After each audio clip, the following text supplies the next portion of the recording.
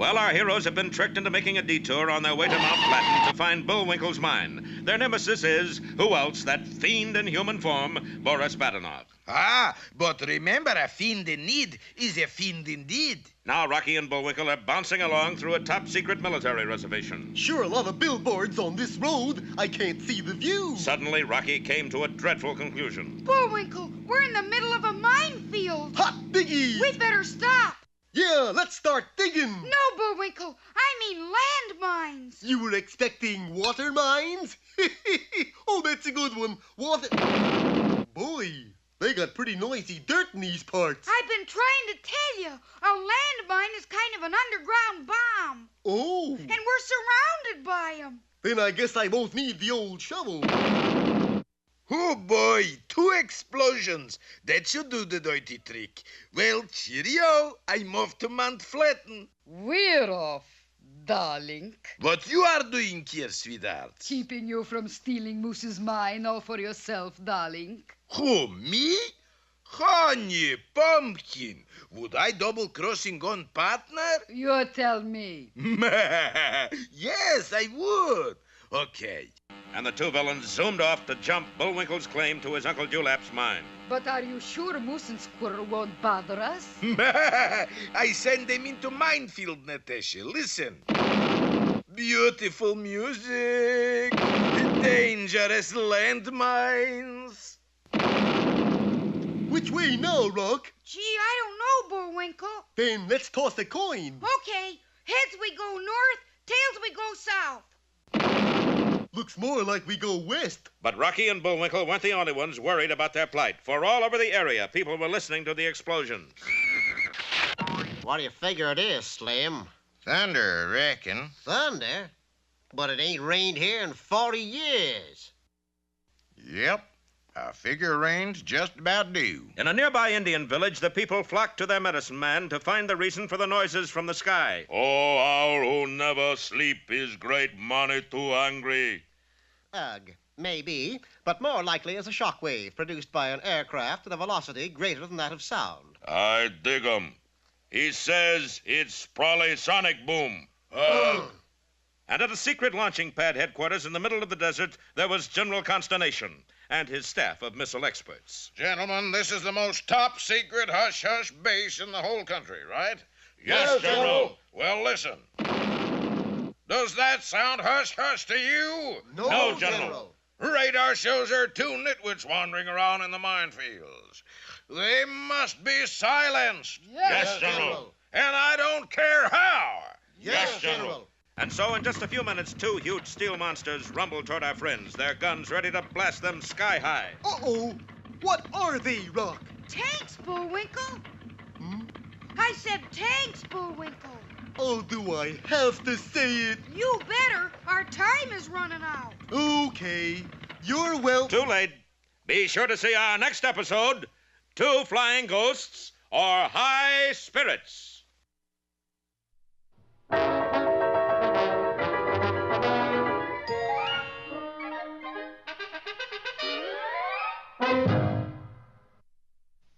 And now it's time for... Time for the dancing fool, Bullwinkle. Again?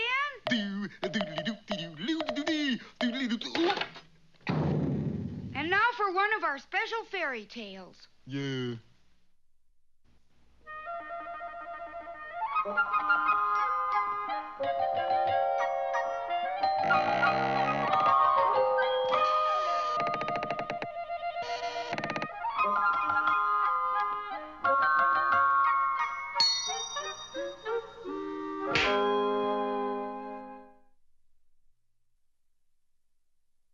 It was once spoken that, gratitude is a quality not limited to man. though just why it was spoken, no one has ever been quite certain. For at the time of this saying, there lived a poor slave named Androcles. My friends call me Andy. However, he was seldom called Andy because... I don't have any friends.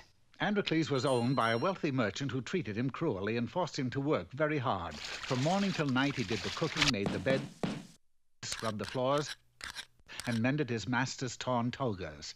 And for the tiniest little mistake, he was punished severely. Oh, hold still, master.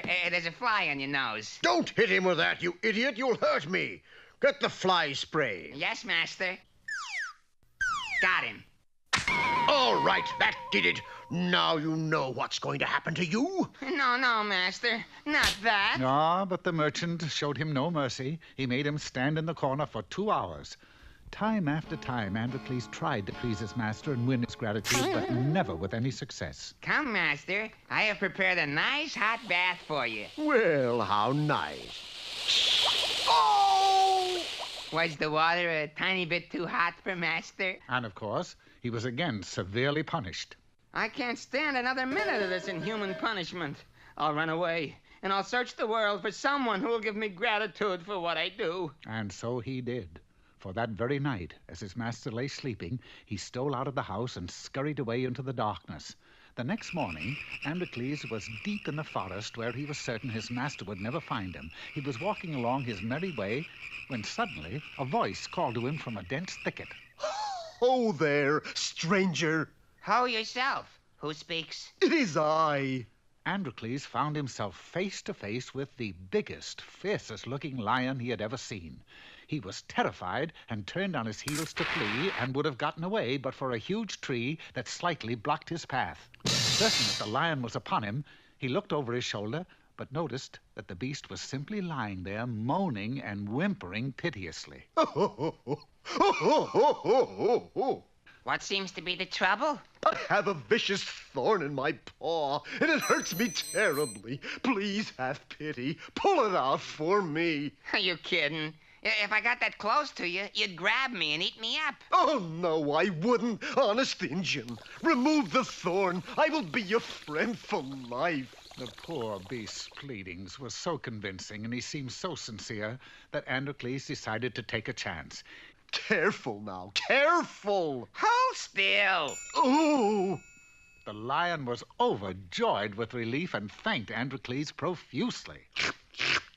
You know, I really feel he's grateful. Oh, I am grateful. Androcles was very pleased, for he had finally earned gratitude for something he had done. He bid the lion farewell and went on his way. Several days later, however, fate struck Androcles a cruel blow, for he was captured by soldiers and taken to the city and thrown into the dungeon. It was there that he learned that he was to be used in the circus. Being in the circus isn't too bad. I mean, maybe they'll let me be a clown. It isn't that kind of a circus, friend. They're gonna throw you to the lion. This is sure gonna ruin my summer. The following day, the stands were filled, and the emperor and all his court came to view the spectacle.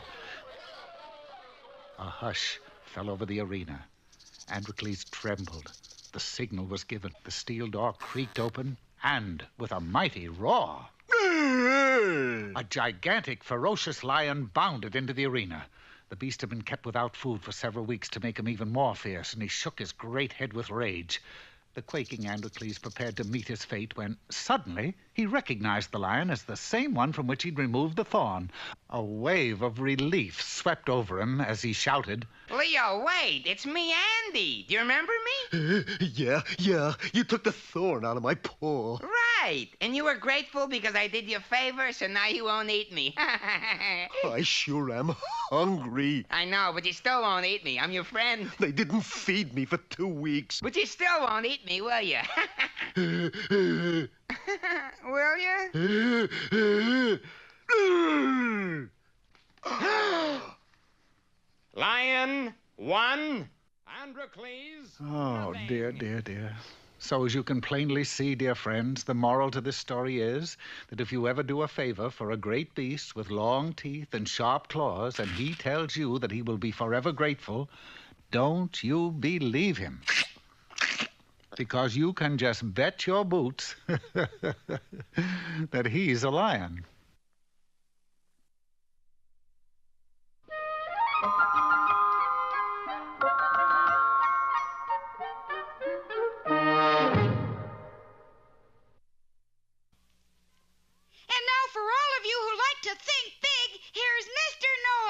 Hello, you big thinkers, you.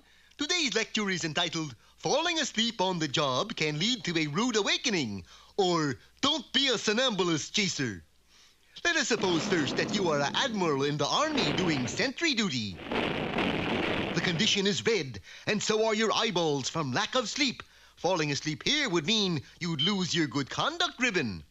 The best way to stay awake is rush inside the nearest shack and light a cigarette. Preferably a candy cigarette. Next, we shall take a situation often faced by test pilots. You find yourself in the latest model, with your speedometer reading half full. You are ready to go into a screaming dive. After you land, right now it is your job to break the sound barrier, or at least bend it a little. You turn on your radio and contact the tower. This is Red Letter Day, calling Disabled Baker Charlie. Mayday, over. You discover to your disgust that Disabled Baker Charlie has gone into a screaming dive to wait for you. Anxious to get this over with, you throw the ship into a screaming dive. Hiya, fellas! Now I ask you, who could sleep in here? Thank you, Mr. Know-It-All, for showing us how to stay awake.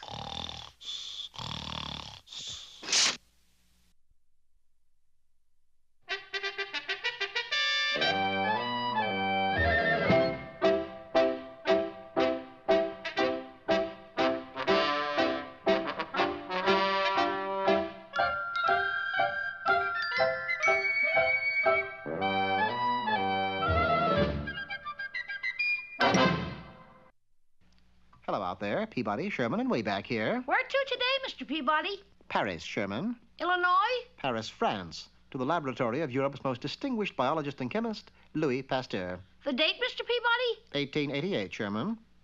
No sooner was the Wayback Machine set into motion than Sherman and I were catapulted back into history. We joined Louis Pasteur in an unusual experiment. Please, Fifi, come down and give me 1 quart of milk. A pint. A thimbleful. Sacre bleu, it is hopeless. Your cow is obstinate, Monsieur Pasteur. Oui, and unless she gives milk, I cannot conclude my experiment on Louisization. Louisization? That is what I call my process. Why not call it pasteurization?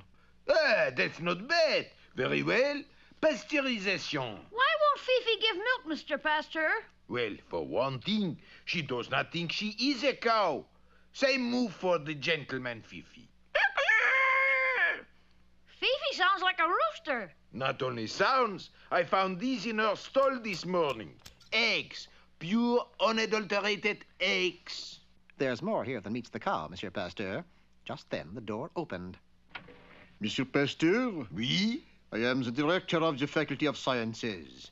Are you prepared to conduct your experiment on Louisization? Pasteurization, monsieur. No, I am not prepared. I cannot give you any more time. You have until tomorrow morning. Without milk, I will never be ready. Then let's go out and get some. It seemed like a good idea, but unfortunately, the 4-H Club of France was holding a conclave in Paris, and when those children drank milk... I couldn't buy 1 quart. And all the cows I came across were in a state of exhaustion. Then the responsibility lies with Fifi. She must perform. We kept Fifi under observation, but her behavior was normal. That is, until the sun went down. She's heading for the door. Quick, stop her! No, let's see where she goes. There followed a fantastic tour of Paris. From the top of the Eiffel Tower, through the sewers beneath the city, and finally in a dark alley on the left bank of the Seine, Fifi entered a cellar. Perhaps she paints at night.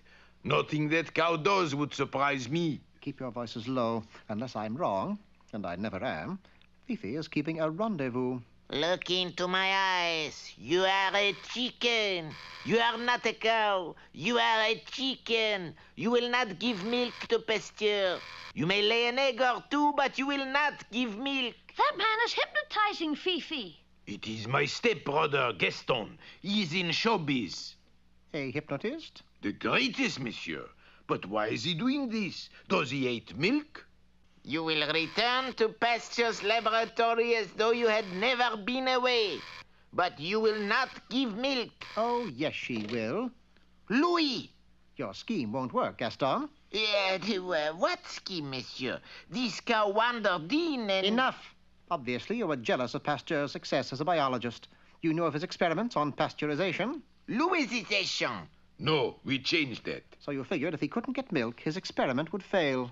I don't know who you are, monsieur, but you are right. However, there is nothing you can do, because I will hypnotize all of you into thinking you are canaries. Focusing his evil eye, Gaston prepared to do his evil work. You are canaries. You are not what you are. Already, Sherman and Pasteur were beginning to fall prey to Gaston's hypnotic trance. That's when I pulled out my sunglasses and quickly shielded my eyes. You are a canary, a little teensy-weensy canary. Of course, Gaston was unaware the dark glasses acted as a reflector. His trance simply bounced back where it came from.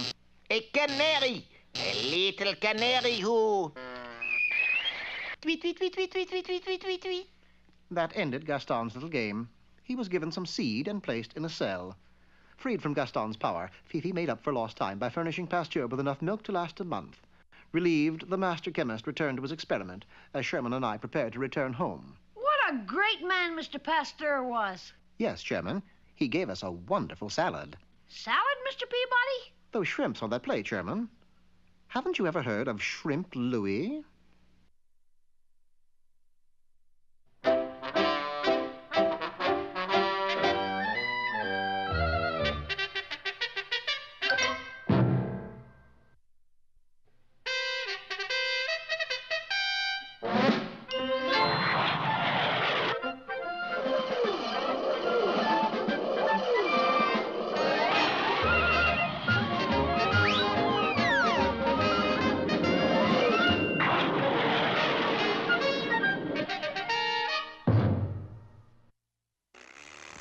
Well, happy days are here again for Boris and Natasha. Boris sent Rocky and Bullwinkle into a secret missile base where they immediately ran into a minefield. Then there was General Consternation and his staff, who sent a couple of tanks out to investigate intruders. The two tanks ground to a stop at the edge of the minefield.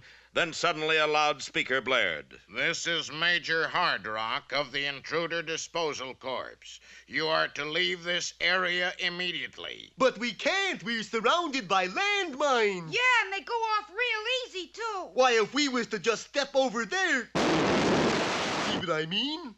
Very well. This means we must use the Intruder Disposal Unit M3. What do you suppose that M3 unit is, Bullwinkle?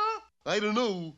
But I don't like the sound of that word disposal. Then the turrets of the tanks slowly opened. Hokey smoke, Bullwinkle, look at that. I didn't think I'd like it. Yes, an enormous mechanical hand emerged from the tank and firmly clutched our heroes in its iron grip. Now what do you suppose happens? The boys soon found out, for at that moment a huge mechanical foot also made its appearance. Now I know what they mean by disposal. Fire two! And our heroes went sailing through the air. Meanwhile, out on the highway, Boris and Natasha sped along on their motorcycle. Won't be long, Natasha. We'll be at Mount Flatten. You sure Moose and Squirrel won't show up unexpectedly? I'm absolutely positive. By now they've been blown into itsy little bits. They're goners, kaput, all finished. Then who is that we just passed? Ghosts! Must have been ghosts. Hitchhiking? And Boris quickly pulled the motorcycle to a halt. What are you going to do now, Boris? You couldn't guess, Natasha? Me, world's #1 villain, cold-blooded, nerves of steel? What would I do? What? I cry like baby. Boris. And while Boris tried to drain the tears out of his goggles, Rocky and Bullwinkle were still trying to hitch a ride to Mount Flatten. Hey, how about it? Can you give us a... Gee, we could be stranded here from now on, Bullwinkle. Well, I'll stop the next car, Rock. How? I'll just lie down here in the road is what? Hey, that's dangerous. Tut, tut, Rocket. Who in the world would ever run over somebody laying in the middle of the road? Well, now we know who. But it seemed the driver of that large limousine had seen Bullwinkle, for the car stopped and began to back up. Looks like he's coming back for another crack at you, Bullwinkle. Now that is going a little too far. Hey, he's stopping.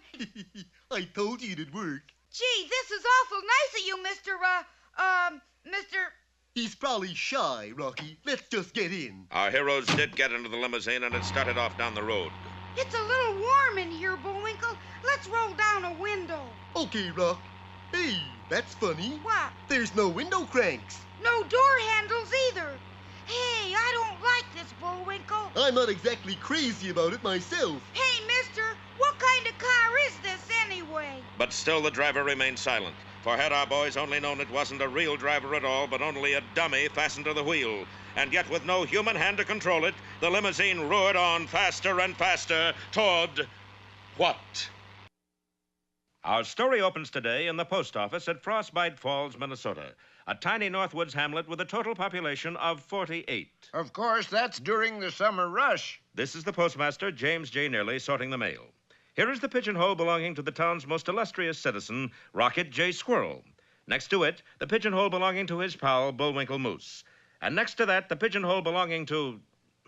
well, who are you? What else? I'm a pigeon. But it is the spot belonging to Bullwinkle that we're interested in. For going into it right now is a letter which will change the whole course of Rocky and Bullwinkle's lives. And if that's not a good beginning to a story, I don't know what is. Just then, the door swung open. Hi, Mr. Nearly. Any mail today? Well, I put your fan mail in those 2 sacks there, Rocky. Fine. Nothing for me, I suppose. Matter of fact, you do have one letter, Bullwinkle. I do? Now, who do I know that can write? Open it, Bullwinkle. It may be important. Oh, I wish you hadn't said that, Rock. Now I'm too nervous to open it. Okay, I will. It's from a New York law firm. That's pretty bad right there. My dear Mr. Moose. That's me, all right. This is to inform you that your Uncle Dewlap passed on last month. Uncle Dewlap? Gee, I'm sorry, Bullwinkle. Were you very close? I never heard of him. Says here he was your uncle twice removed. Twice removed? Once for vagrancy and once for loitering.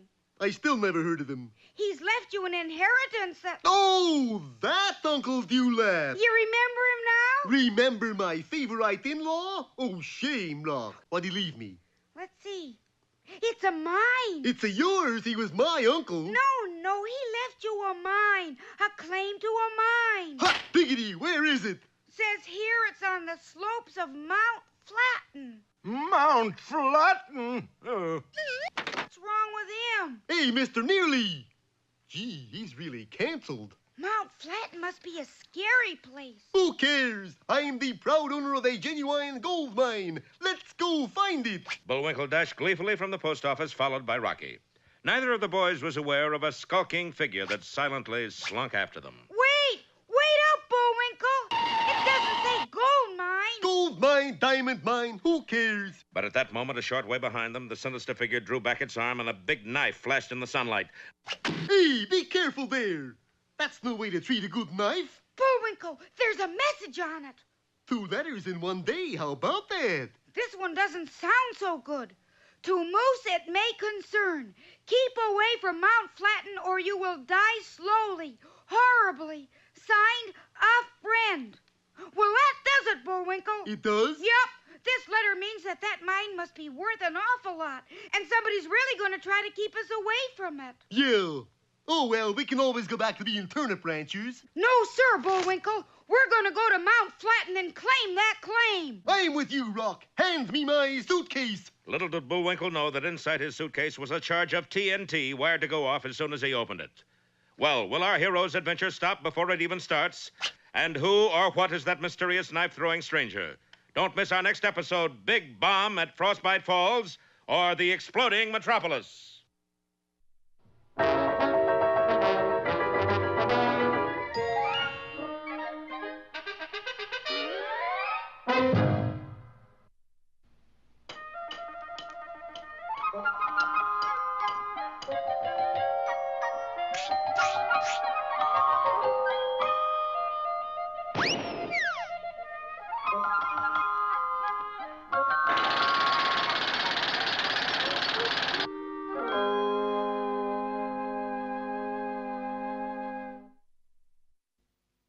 What are you going to read me today, Big Daddy? A little lesson in bravery, Junior. I don't need a lesson in bravery, Pop. You want to know why? Why?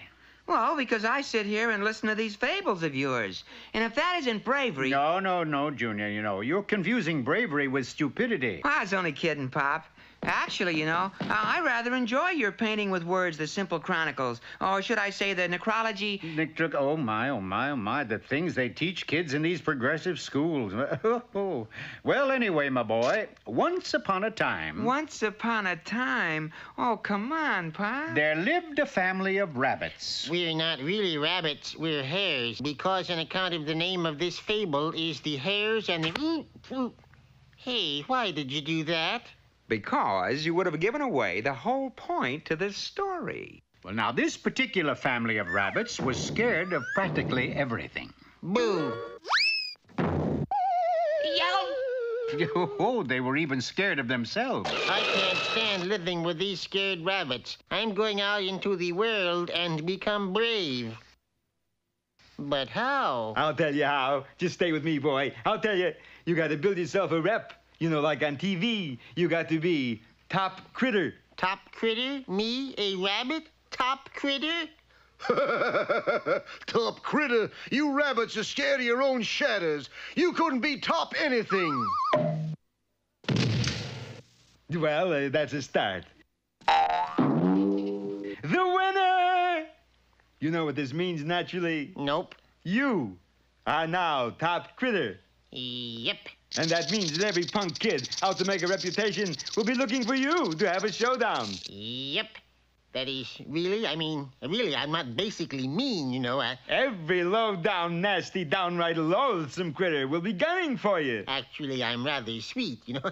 That's it, I'm lovable. What you need is a gimmick. A gimmick? Where do I find this mealy-mouthed, low-down animal claiming to be top critter? Nobody around here answering that description. Just Mr. Frog and little old rabbit-hearted me. You better take off, Bear. Skedaddle. While old top critter here is in such a felicitous mood. So you're a top critter, eh? Well, no, that is, yes. I'm a critter, all right, whether top or not.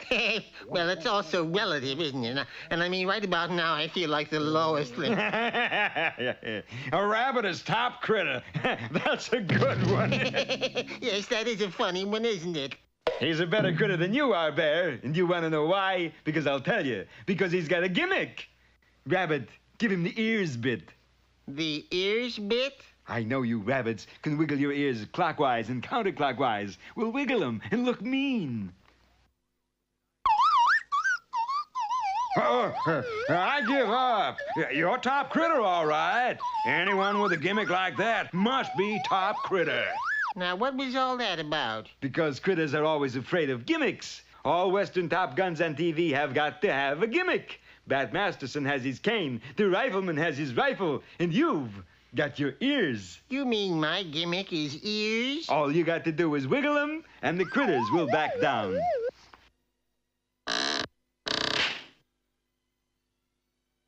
You are sitting in my chair, partner. Nobody sits in that chair but me, partner. That's my chair. Well, find another chair. Don't wiggle him, top critter. I'm leaving. So, Rabbit was no longer the frightened, cringing critter he once was. As long as he could wiggle his ears, he enjoyed his role of top critter. That is, until... Top critter, there's a critter sitting in your favorite chair. Well, lead me to him, Frog. I'll ear him down. Just lead me to him. Top critter, sir. I'll mow him down is what I'll do. There's something you should know. Now, where's the critter that's sitting in my chair, partner? Oops! That's what I was trying to tell you. He's got a gimmick. And so Mr. Rabbit was no longer top critter, because at last he had come up against a critter who had a stronger gimmick than he had. He returned to the rabbit family, although he was never quite as frightened as he had been. Which is the moral of this story? Well, Junior, do you know what it is? Sure. Critters may come and critters may go, but gimmicks go on forever. Gimmicks go... Oh, my. I couldn't have put it better myself, Junior.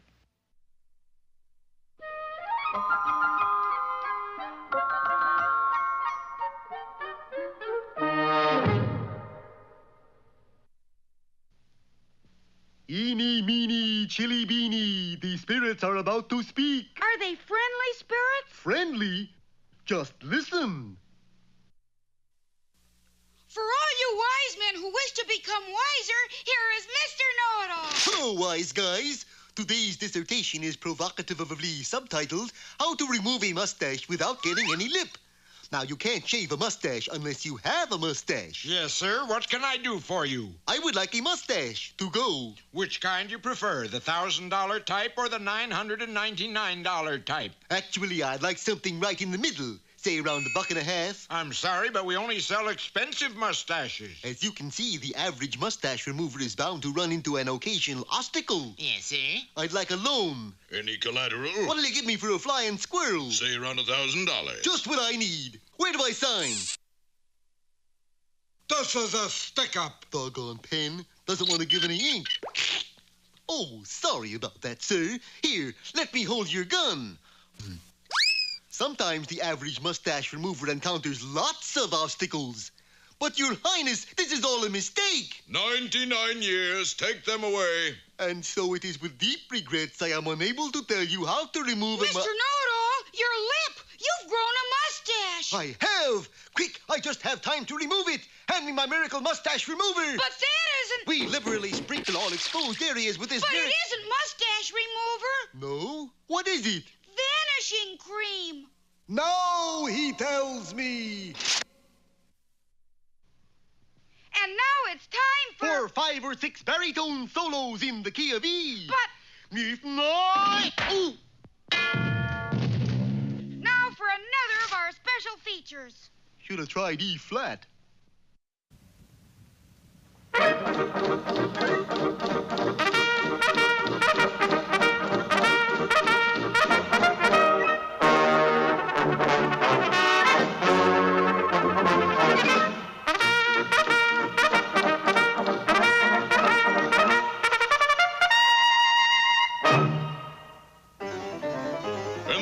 Region of Canada at the close of the 19th century, arch villain Snidely Whiplash stood before a mirror, practicing his leers.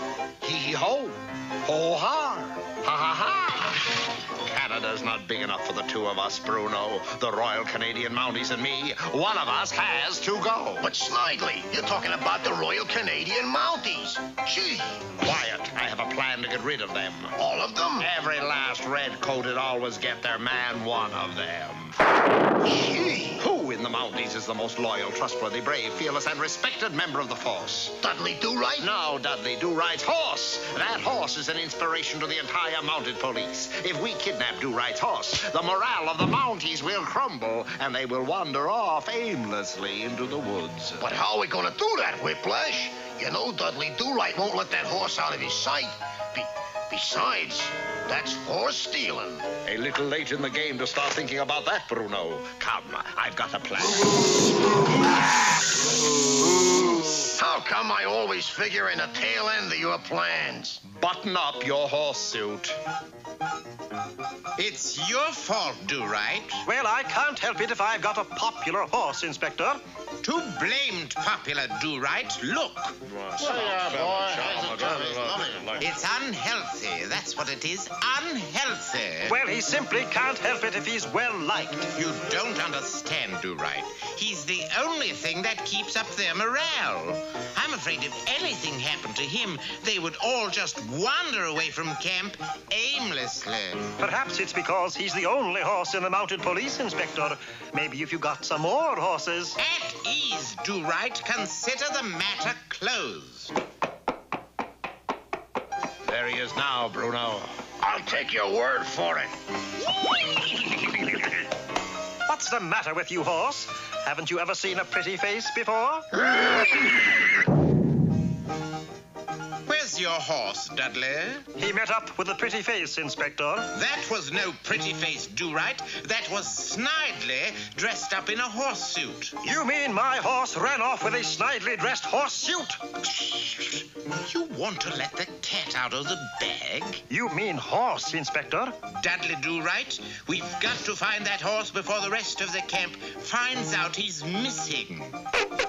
But it wasn't long before a few of the Mounties, their morales crumbling, started wandering aimlessly out of camp into the forest, including our hero. We've got to do something, Dudley. About what, Inspector? It worked out fine, eh, Snidely? We got Dudley's horse, just like you said. Yes, everything worked out fine, except I can't get out of this horse suit. Well, you got into it. I know I got into it, but now the zipper is stuck. Oh, well, I'd better run over and see how the morale is at the fort. A centaur! A centaur! In Inspector, I just caught a centaur. That is no centaur, Do-Right. That is Snidely dressed in half a horse suit. All right, half a Snidely. Tell us what you've done with Dudley Do-Right's horse. Never, Inspector. I shall never tell you where I've hidden him. And the morale of the Mounties will crumble. Did you see that, Dudley? That gives me an idea. So, in order to keep up the morale of his troops, the inspector made Snidely whiplash Dudley Do-Right's horse, and the troops did not notice the difference. However, Snidely whiplash did. Giddy up there, Snidely, or I'll give you a whiplash.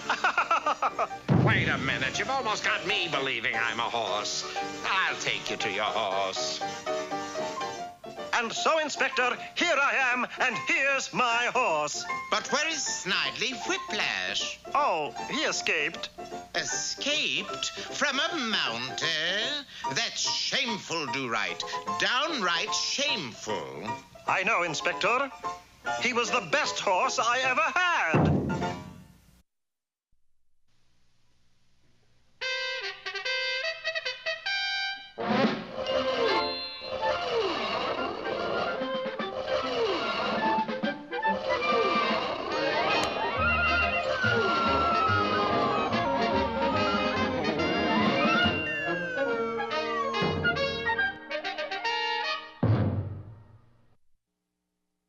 Last time, you remember, Bullwinkle inherited a mine from his Uncle Dewlap.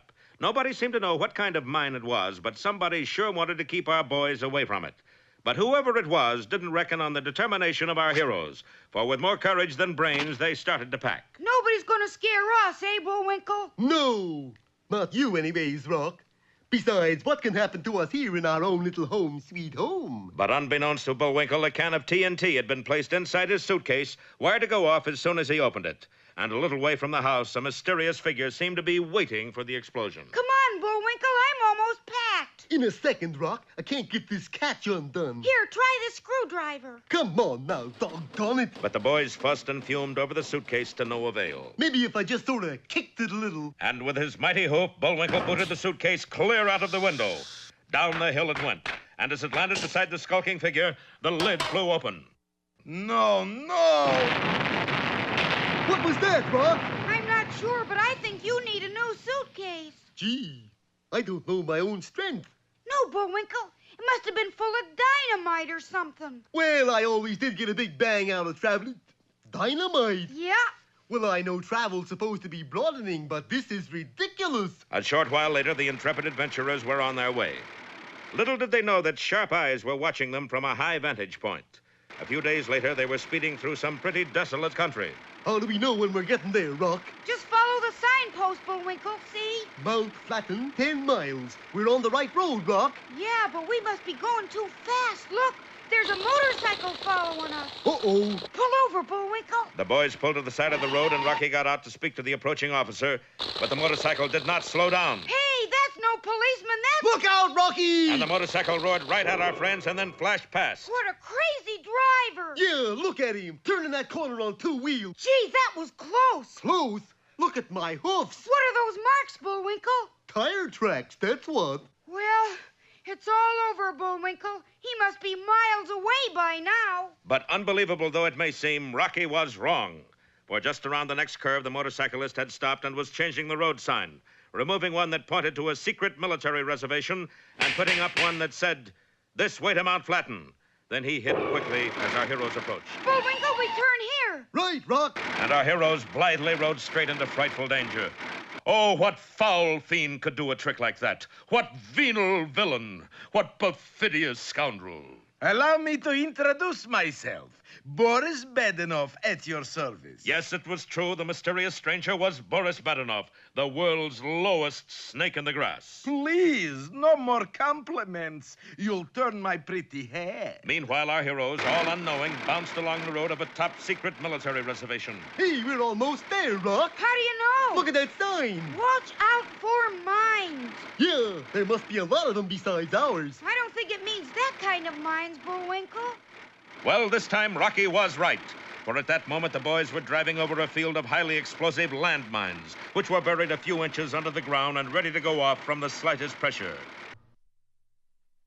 Well, that mighty monarch of the seas, the SS Andalusia, is plowing on her way to Pottsylvania, home of the mysterious mooseberry bush.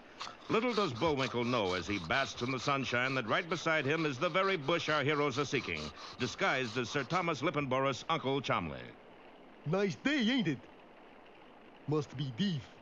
I say it's a nice day. He ain't beef, but he's pretty dumb. Meanwhile, Rocky has started for a turn around the deck with Sir Thomas and Lady Alice, who bear a striking resemblance to his old enemies, Boris and Natasha. Come on, Sir Thomas. This sea air's wonderful. I say, slow down a bit, old plum pudding. We must catch a spot of bread, eh, what? Okay. How's this? But the pace that Rocky set was still too fast for the spies, and as much as they wanted to get near him, he was always just a little too far ahead. Boris, I can't go on. What's the matter? My feet are killing me. I am used to high heels. The shoes are too comfortable. I can't stand them. Come on, Sir Thomas. Can't right now, old bean. Just remember, it's time for tea. Cheerio. Okay, I'll see you later.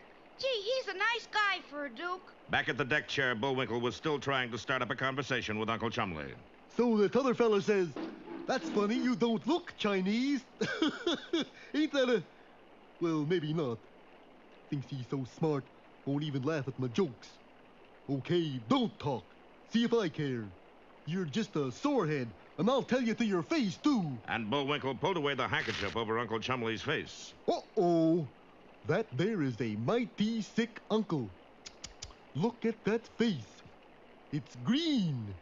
Covered with little red spots, too. I wonder if he's catching.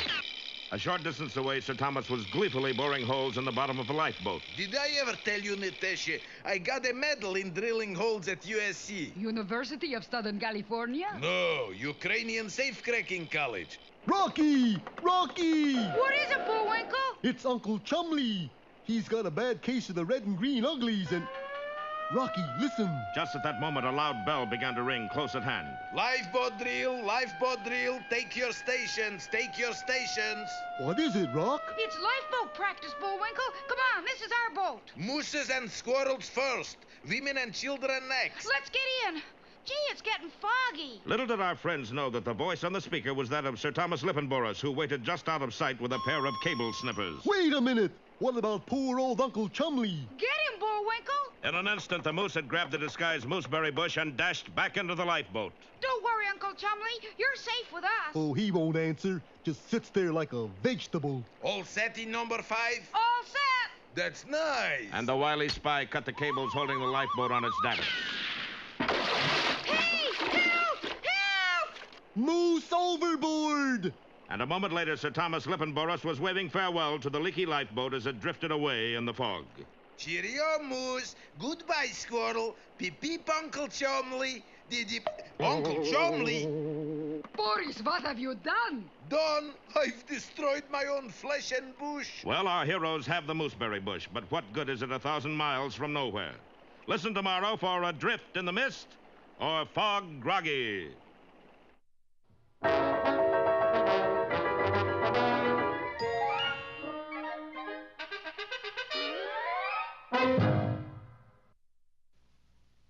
And now... Hey, Rocky! Watch me pull a rabbit out of my hat! But that trick never worked. This time for sure! Presto! Well, I'm getting close. And now it's time for another special feature.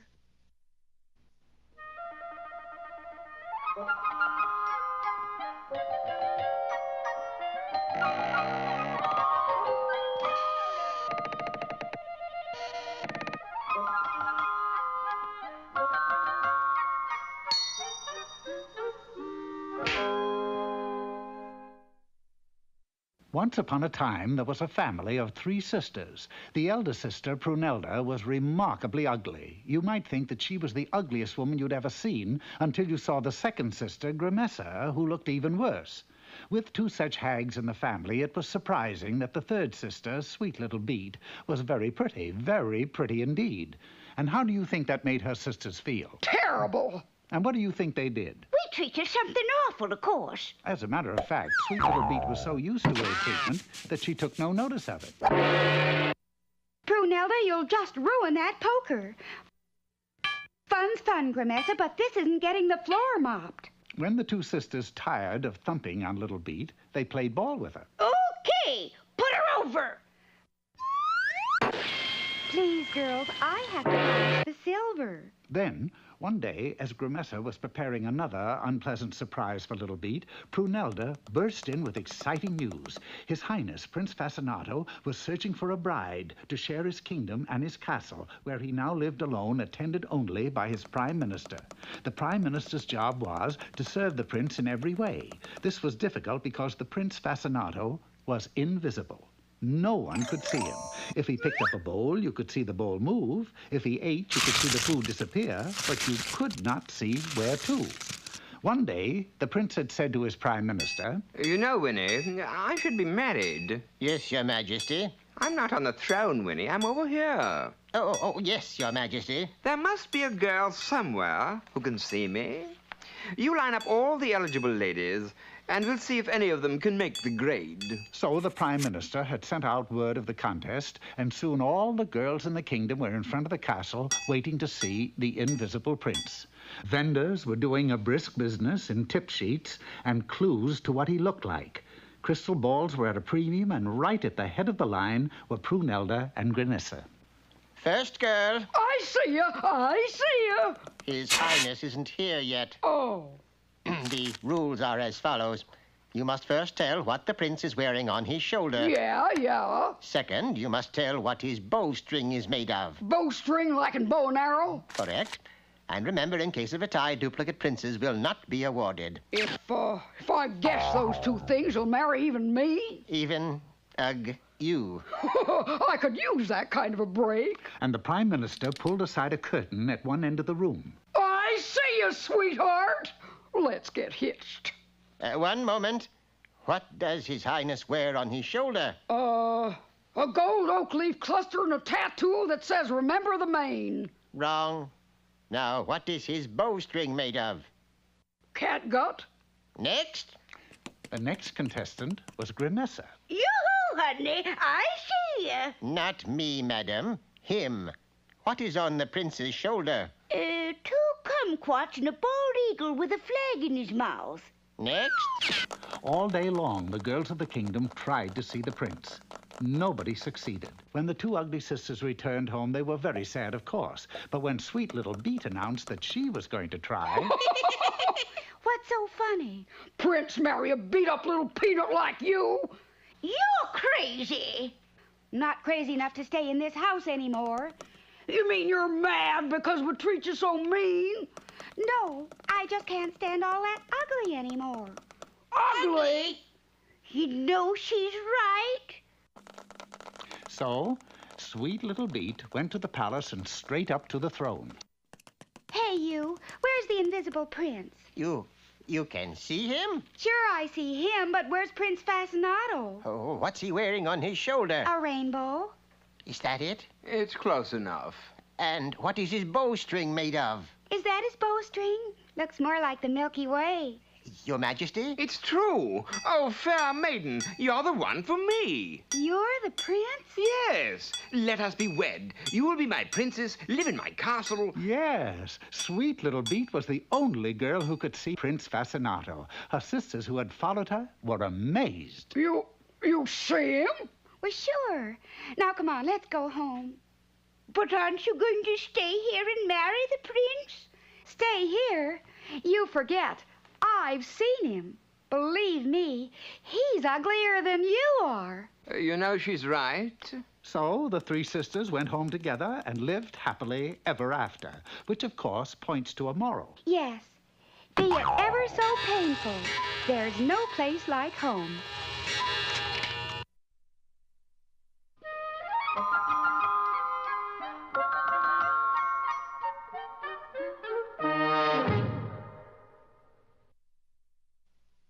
That's a pretty strange-looking painting, Bullwinkle. I just paint what I see. Well, what do you see? This is what I see.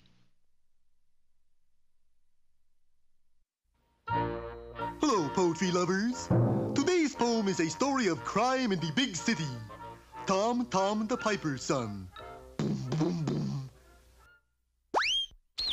Tom the Piper's son stole a pig and away he... Oop. Police officer, what do you got in the bag? It's a sort of a pig. You got a permit to pack a pig? Well, no, I... Better come along with us. You know it's a felony to pack a pig over a state line? No. Pig napping. But it's a pig in a poem. What, a pig in a poke, huh? What poke? Poem. Pig in a poem. Pig poem. Not so pig, just about... You making fun of the way we talk? No, but it's catching. Name? I'm Tom the Piper's son. All right, Piper's son, what were you going to do with the pig? Well, the poem says the pig was eat, but... Gonna eat it, huh? No. On a platter, huh? No. Apple in its mouth like that? Certainly not. All right, Piper's son, you can go, but don't leave town. Thanks. Can I have my pig back? No. Evidence. Darn. One more thing, Piper's son. What's that? You got an apple on you?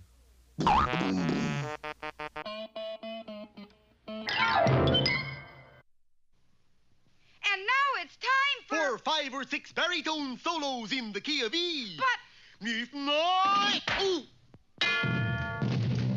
Now for another of our special features. Should have tried E flat.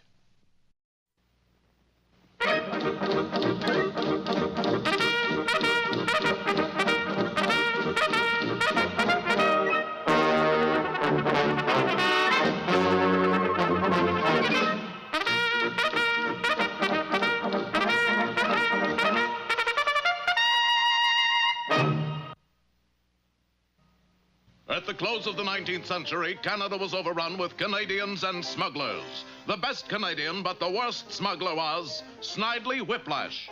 Whiplash and his band of smugglers were traveling through Canada as a band of musicians. Unfortunately, his music was very bad. Of course it's bad. Not only are my boys tone deaf, but their instruments are filled with stolen furs. Yes, that was how the arch-criminal smuggled furs out of Canada. But like all lawbreakers, he had yet to reckon with the mounted police. You are looking at the pride of that noble force, our hero, Dudley Do-Right. And this is Dudley Do-Right's horse. The apple of Dudley's eye was the beautiful yet unpredictable Nell Fenwick. Dudley loved Nell. Unfortunately, she loved his horse. But, Nell, why won't you marry me? Because you are too good, Dudley. For you, Nell, I would rotten up. The Mountie post was under the command of Inspector Fenwick, Nell's father. Send Constable Do-Right in here and tell him to hurry. You sent for me, sir? Yes, I did, Do-Right. Snidely Whiplash is attempting to smuggle furs over the border into the United States. I shall need an undercover man to join him and expose his evil plan. Let's send Nell, sir. My daughter, no, Do-Right. We have to send a mounted. Then you go, sir. I have to watch the store. You're the man, Do-Right. But, Inspector, my reputation, Whiplash would never let me join him. Yes, your record is spotless. We shall have to dirty it somewhat. Here's my plan. You shall commit a disgraceful act, get thrown out of the service, and become a bad guy. Thus it was that 1 hour later, Constable Dudley Do-Right, the man who could do no wrong, set fire to the Alberta Hotel. Do-Right, are you responsible for this holocaust? Why, yes, I am. Well, congratulations, my boy. This hotel was condemned last year, and we've been wondering how to tear it down. You'll be decorated for this. Do right, you idiot. Don't do right, do wrong. Somebody blew up the dam! Would you mind holding this plunger until the police get here and arrest me? Constable Do-Right has already admitted that it was he who dynamited the dam. Yes, in one brilliant stroke, the problem of irrigating our valley has been solved. Do-Right, have you ever been assassinated? But, Inspector, I have been trying. Well, then don't try. And that did the trick. At mess that evening, Dudley ate his peas with a knife, something no Mountie would ever do, and consequently was drummed out of the service with a dishonorable discharge. Do-Right, you're a disgrace to your underwear. Good work, my boy. Now join up with Snidely Whiplash. Farewell, Nell. Perhaps we'll meet again. But, Dudley, why must your horse go with you? After all, you ate the peas. Yes, but with his knife. Adios, Nell. 1 week later in a border-town ballroom. So you're a musician, eh? Yes. Can you read music? No. You're hired. Dudley brought out an alpine horn and proceeded to captivate the audience. But during the 33rd chorus of Wabash Cannonball, the tuba player started spraying furs all over the bandstand. Whiplash, the jig is up. You are under arrest. Drop that tuba. And the tuba player did on Dudley. In exactly 5 minutes, Do-Right, my men, the Furs, and I will be safely across the border. You, too, will be crossing the border at a much higher altitude. 4 minutes and 59 seconds later, Snidely Whiplash and his men were about to set foot across the border when... Halt! You are under arrest. Egad, Do-Right, how did you escape? I didn't, Whiplash. There are 2 of us. The one you left tied up back there in the shack was my horse, in a Dudley suit. And here he comes now! Good work, horse. Good work, Do-Right. You not only saved the furs and captured the smugglers, but you got their ringleader, Snidely Whiplash. Oh, no, you didn't. Snidely, how did you escape? There are 2 of us. Have you got your horse's knife on you, Do-Right? Yes, sir. Then go eat peas. You've got to do it all over again. Let's send Nell, sir. We can't. She's not a mounted. Then you go. Ready, Rock? You sure you know how to work that thing? No. Anyways, here's what it was supposed to look like.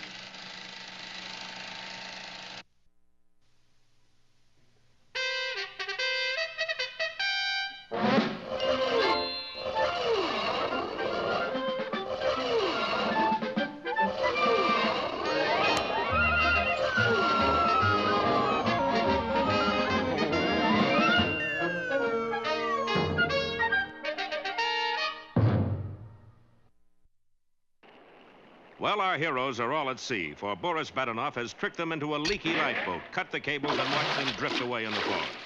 Little does he know that the boys have taken the priceless mooseberry bush with them, disguised as an old gentleman named Uncle Chumley. Hey, Bullwinkle, this boat is leaking. You know, I got the same sneaky feeling. We gotta find something to plug up the holes. I got this one stopped. Yeah, but what about that one? You might lend a hand, Uncle Chumley, instead of just sitting there. Bullwinkle, I got an idea. What is it? Stand on your head.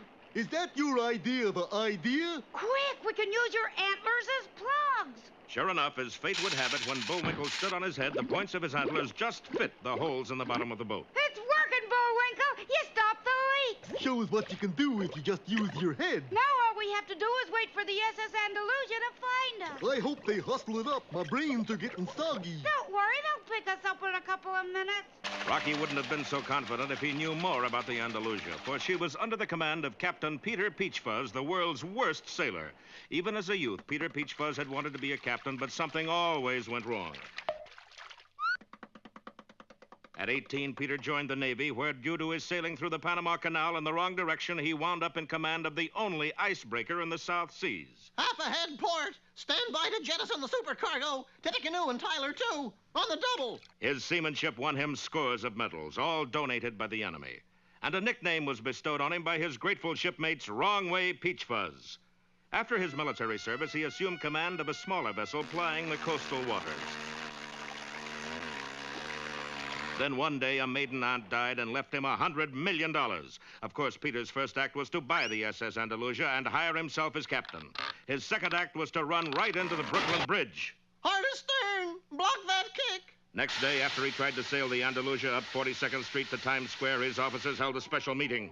He's a mutton-headed idiot. Couldn't command a boat in a bathtub. He's a bird brain. As a bird lover, I'll assent that. Yes, gentlemen, he is an incompetent nincompoop. He really has only one qualification. What's that? He's the captain. But we gotta do something. I think I have a plan. And so late that night, the officers watched as the ship's carpenter quietly disconnected the captain's steering wheel and telegraph. Of course, Peachfuzz never noticed the change. Way aloft! Hold that line! But the ship was actually run from another set of controls on a lower deck. Unfortunately, while all the other officers were searching for our heroes, Captain Peachfuzz made a wrong turn and wound up in the right room. The result was instant panic. The Andalusia spun around in circles and then started off at full speed in all directions at once. Hear that, Bullwinkle? Won't be long now.